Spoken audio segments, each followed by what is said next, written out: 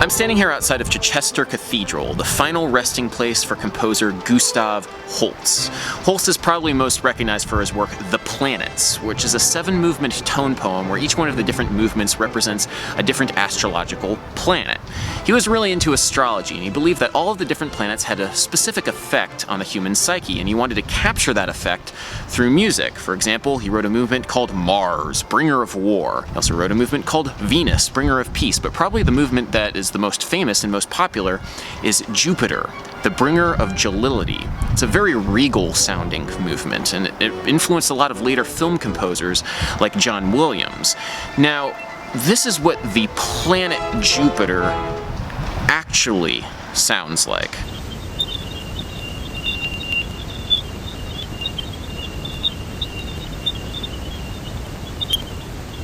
You are listening to Jovian Whistlers, electromagnetic phenomena caused by lightning in Jupiter's atmosphere. They kind of sound like angry alien birds. In the 1930s, early international telephone reception was plagued by a low and constant crackling and hiss. In 1932, Bell Labs physicist Carl Jansky was able to pinpoint the location of this radio interference, the Milky Way galaxy, and thus the discipline of radio astronomy was born. Radio telescopes like this one in Arecibo, Puerto Rico, in addition to being an awesome set piece for a James Bond action sequence, pick up electromagnetic radiation. This is the same thing that radios pick up from land-based radio transmitters, except instead of radio stations, they pick up the screaming sounds of the celestial abyss.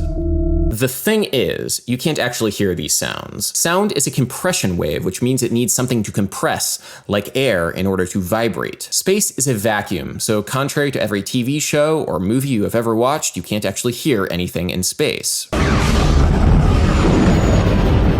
Electromagnetic radiation from the stars can be deciphered the same way that radios decipher signals from broadcast radio stations. This is called demodulation, and it can turn radio waves into sound. Andrew Huang recently did a video where he bought a device that could demodulate electromagnetic frequencies from common household appliances and technology, and then created a beat using those sounds. Let's try an experiment, shall we? Let's find a MIDI file for HOLST'S Jupiter, and then let's take a recording of Jovian Whistlers and then load that into samplers so we can hear Jupiter by Gustav Holst, played by the actual sound of Jupiter, the planet.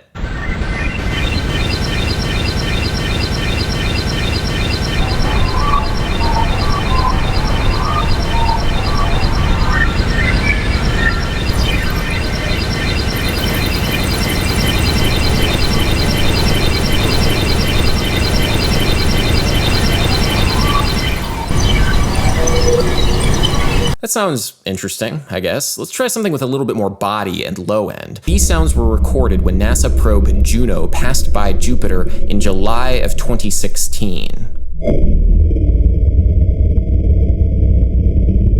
So that was actually not recorded by Juno. You've been listening to a slowed down recording of Smash Mouth's All Star.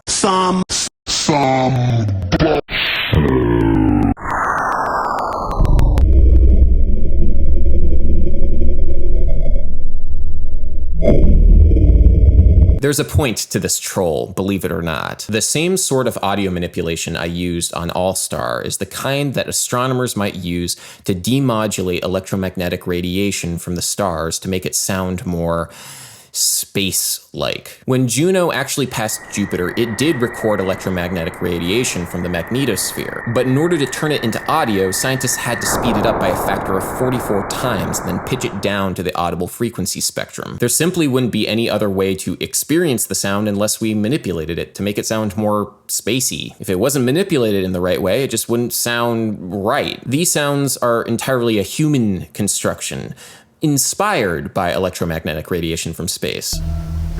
Wait a second. You mean this isn't sounds from space? I want my money back, Amazon.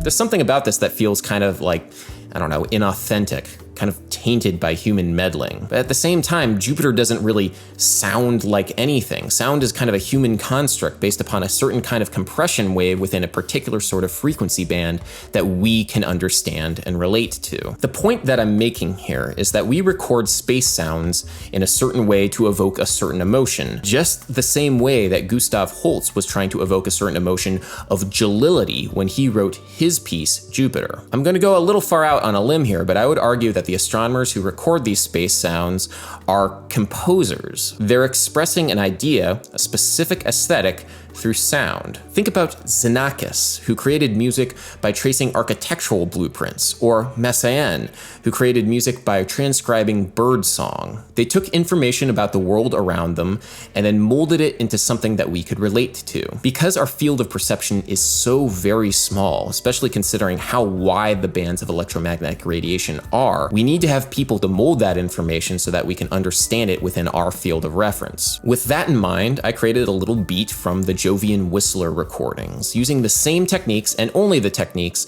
that NASA scientists use with the Juno-Jupiter recordings, that is, time stretching and pitch shifting. The only difference between the two is the aesthetic that I'm trying to create. Hope you enjoy.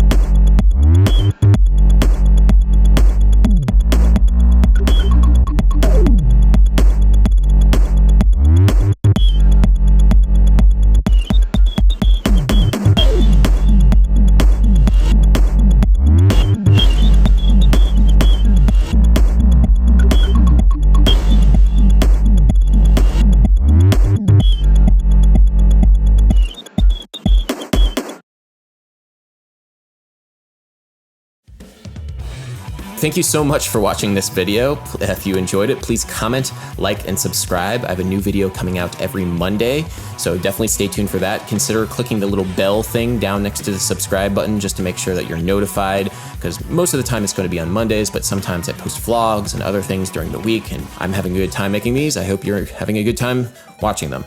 If you're having a really good time, please consider joining my Patreon, like these guys below. It's through their support that I'm able to do this week after week. I am incredibly indebted to their generosity, so thank you so much if you've subscribed to my Patreon. There's also occasional bonus things that I'll post up on there, behind the scenes stuff. You'll get things early. There's all sorts of little bonus things that I make sure that I throw my Patreon's way. In fact, I'm going to throw up that little recording of the Jovian Whistler Jam up on Patreon. So yeah, if you wanted to listen to that, I guess now you can. So hey, anyway, yeah, thank you so much again, guys. It's been real, and until next time, as always, bass.